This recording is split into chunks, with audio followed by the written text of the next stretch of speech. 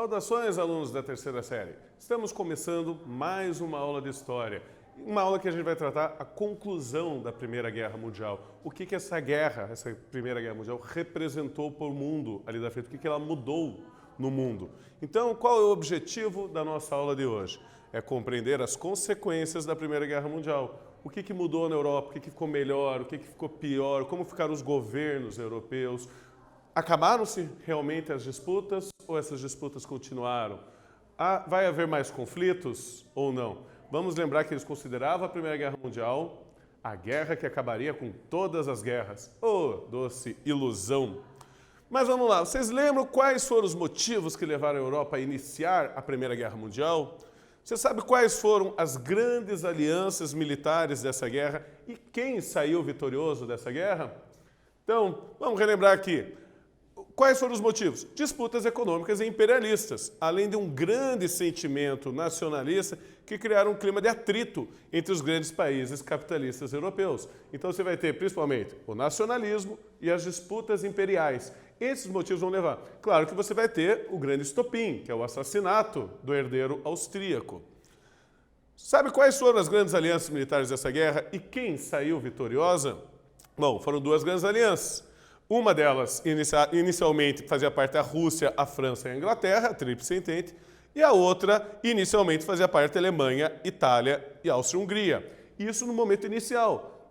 No decorrer das guerras, alguns países mudaram dessas alianças. Uns saíram, outros entraram, um virou a casaca. E quem saiu vitorioso aqui? Foi a aliança que inicialmente contava com a Rússia, a França e a Inglaterra.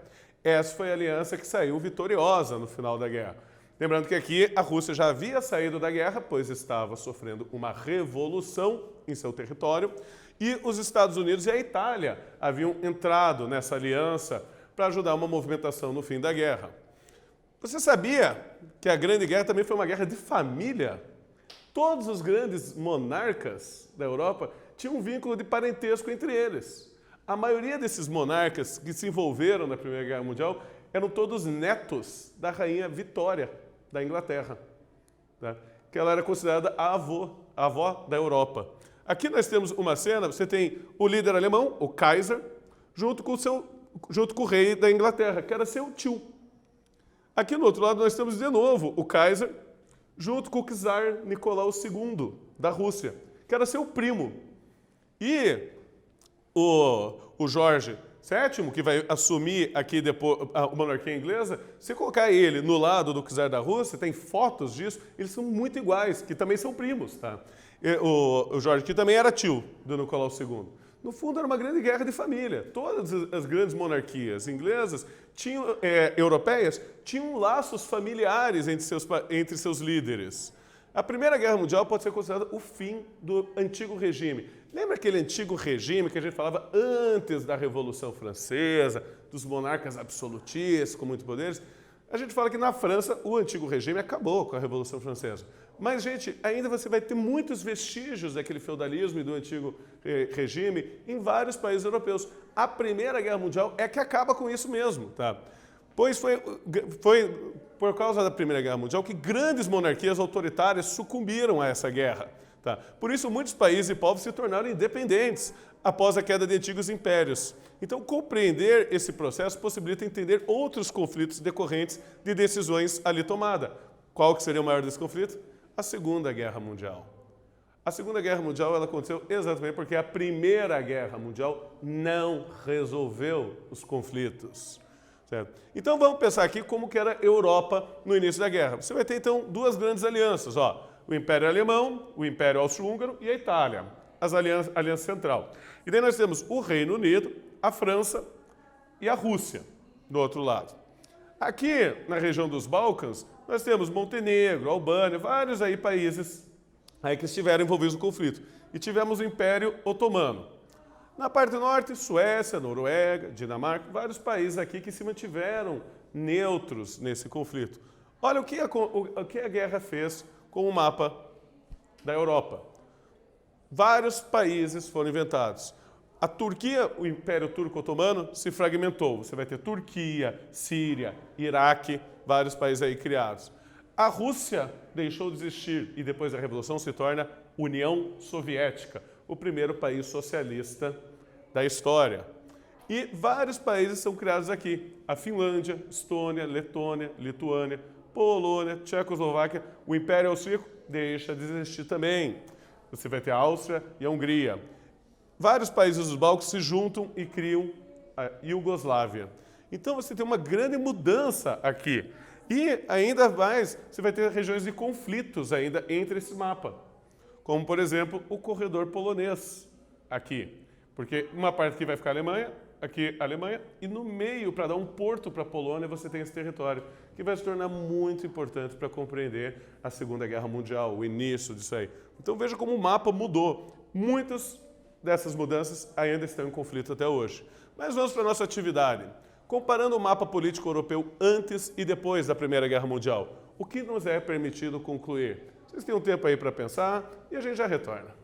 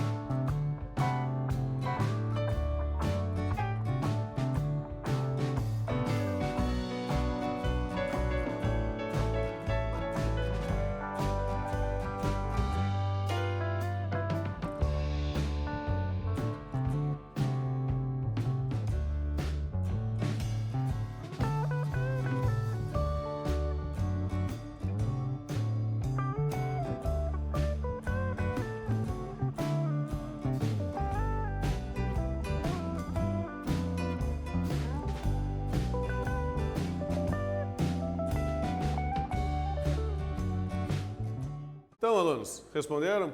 Vamos lembrar sempre a um exercício discursivo. Então, eu estou dando uma sugestão de resposta. O seu texto não precisa estar exatamente igual ao meu. Mas, é claro, alguns elementos você tem que ter incluído no seu texto.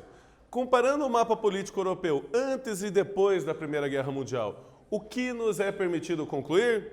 Bom, ao compararmos o mapa político europeu antes e depois da Primeira Guerra Mundial, é possível perceber que a guerra ajudou a derrubar vários impérios, que ajudou diversos povos a alcançar a sua independência e formar novos países na Europa.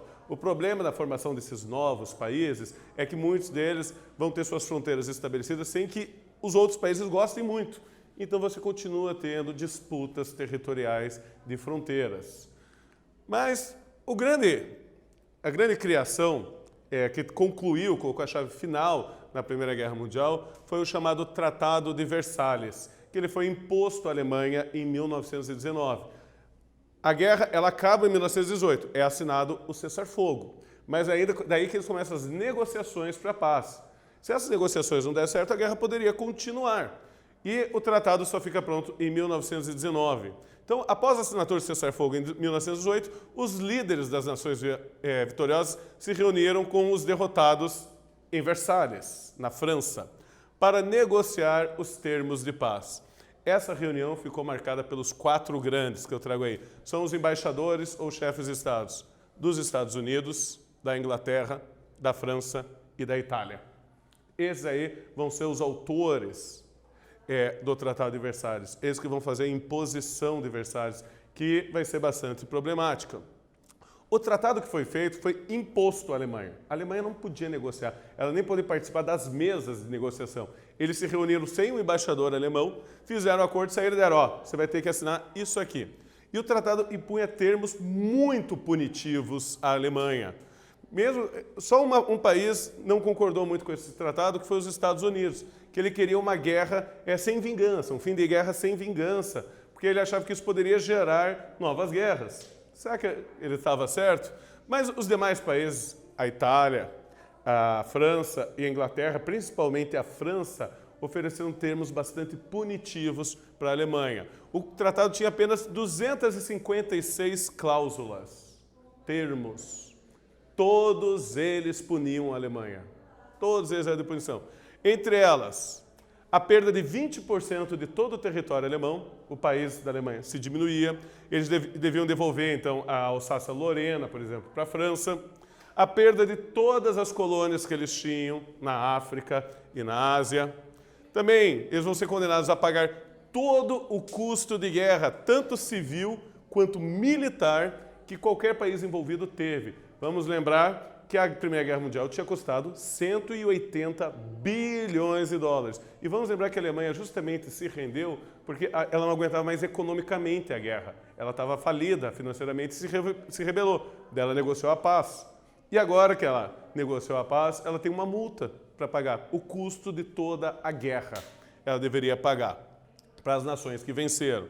A proibição da Alemanha de produzir tanques, a proibição da Alemanha produzir canhões, a produção da Alemanha ter uma marinha de guerra e a proibição da Alemanha fazer uma aviação de guerra. Para um Estado tão militarizado quanto era a Alemanha, isso aí era uma humilhação. Eles não poderem ter soldados, não poderem ter armamentos. Tá? E a limitação do seu exército a 100 mil soldados apenas. Não podia ter mais. E soldado a pé. O máximo que podia era cavalo. Tá? Mas eles não podiam ter equipamento pesado militar. E eles não podiam colocar nenhum soldado na fronteira da Alemanha com a França. Aquela região tinha que ser desmilitarizada. Ou seja, deixar a fronteira aberta caso a França quisesse invadir a Alemanha, colocando em risco aí a segurança alemã, que tinha um grupo muito reduzido de soldados. Outras coisas, terminou por aí? Não, não terminou. Então, a devolução da Alsácia-Lorena para a França, a Alemanha, a título de indenização, também, deveria fornecer 7 milhões de toneladas de carvão para a França, de grátis, de graça, e 8 milhões de toneladas de carvão à Bélgica, sem ganhar um centavo por isso. A marinha de guerra, a marinha alemã, ela era toda entregue para as nações vencedoras. Ou seja, a partir de agora, a Inglaterra ficava com os barcos de guerra alemão, a França ficava com os barcos de guerra alemão. Ou seja, não só eles perderam a marinha, como eles aumentaram a marinha do inimigo. Tá. A província industrial do Sarre, que é uma província muito rica, na região próxima à França, muito industrial, ficaria sendo administrada pela França por 15 anos, ou seja, ela daria lucro para a França, não para a Alemanha. E a Alemanha reconhecia que só tem um motivo pelo qual a guerra aconteceu. Foi porque a Alemanha quis. A Alemanha era a única culpada da guerra. A Inglaterra não tinha culpa, a Áustria não, a França não. Todo mundo era mocinho. Só a Alemanha era o bandido dessa guerra. Então veja, gente, vamos lembrar que tudo isso aqui, tirando deles carvão, tirando território, tirando a administração de parques industriais, e eles ainda teriam que pagar 180 bilhões de dólares aos países vencedores. Então, eles acabaram completamente com a economia e com o exército alemão. Isso se tornou uma situação muito problemática dentro da Alemanha. Mas vamos para a nossa próxima atividade. Após analisar alguns dos termos do Tratado de Versalhes, a que conclusão é possível chegar sobre seus termos de paz? Vocês têm um tempinho aí para pensar e eu já retorno.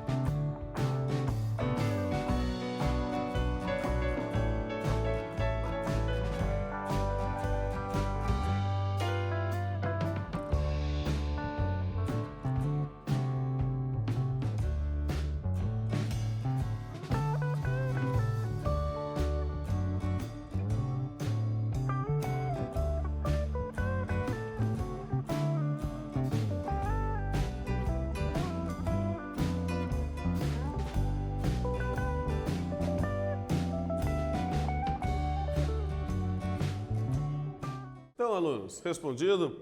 Após analisar alguns termos do Tratado de Versalhes, a que conclusão é possível chegar sobre os seus termos de paz? Bom, os termos eram caracterizados pelo revanchismo, principalmente por parte dos franceses e dos ingleses, e priorizava a diminuição da influência militar e política alemã sobre a Europa e sobre o resto do mundo, além de conter indenizações econômicas muito restritivas para o futuro alemão. O período que vai vir depois da Primeira Guerra Mundial para os alemães vai ser um período de grande crise econômica, com altas inflações, com altas dificuldades de trabalho, e vai ser um período que vai se desenvolver um grande movimento que é o nazismo. O Hitler condenava, desde o primeiro discurso dele, esse tratado, dizendo que isso aí era o tratado da vergonha. E isso vai incentivar daí um clima de revanchismo por parte da Alemanha, que agora vai querer se vingar desses termos tão duros que caíram sobre ela depois do término da Primeira Guerra Mundial. Algumas coisas que aconteceram também na guerra. O genocídio armênio, o primeiro genocídio da era contemporânea.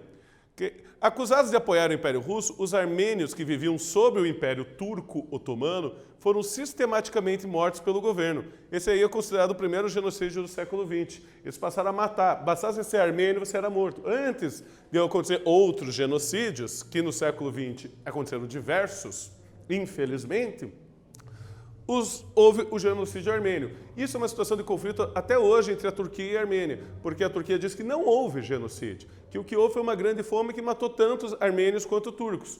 Só que os armênios alegam que não, que foram os soldados turcos que removeram os armênios e mataram eles sistematicamente. Então, essa é uma das grandes consequências que tem, é uma situação de conflito até hoje. Você tem países que reconhecem que houve o genocídio, tem países que não reconhecem isso. E isso pode mudar a sua relação de amizade ou com os turcos ou com os armênios. Outra grande mudança que você vai ter vai ser a participação das mulheres no mercado produtivo.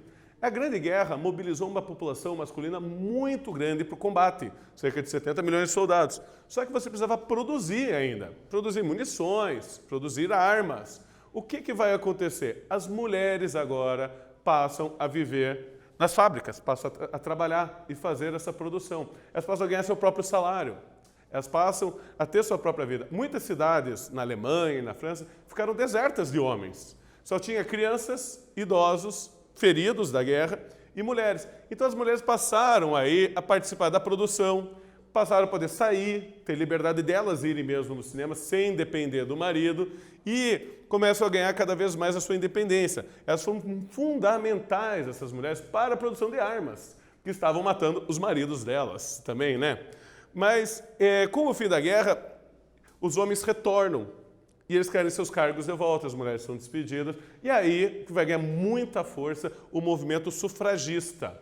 Aquele movimento de luta pelos direitos das mulheres a voto, pelo direito a trabalhar, pelo direito à igualdade legal. Aqui que ganha muito. Por quê? Durante a guerra elas tiveram uma liberdade que até então muitas delas não conheciam. O movimento sufragista já existia antes, mas nem todas as mulheres participavam. Depois da Primeira Guerra Mundial, elas começam a exigir mais os seus direitos. Então, para elas, isso se tornou bastante importante, essa guerra.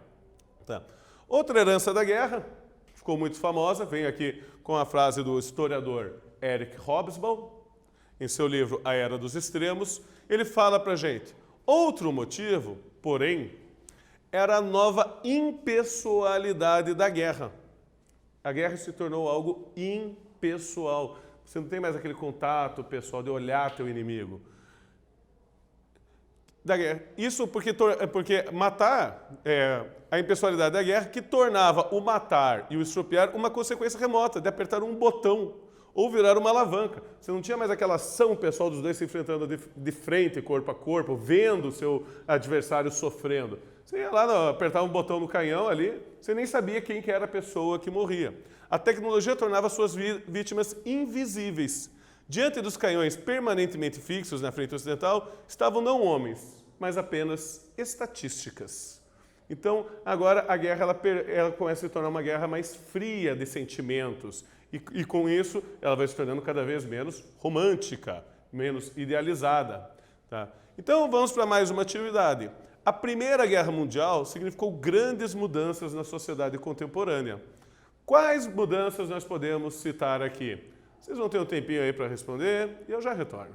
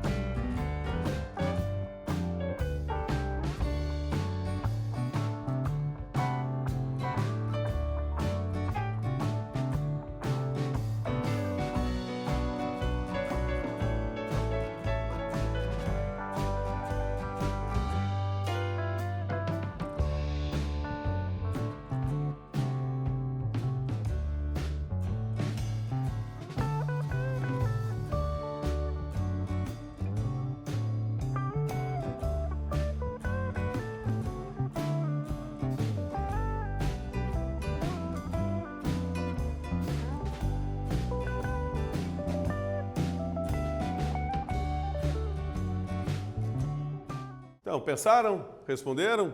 A resposta correta aqui, uma sugestão para vocês podemos destacar o fortalecimento das mulheres nas áreas produtivas e em sua disputa pela conquista dos direitos políticos.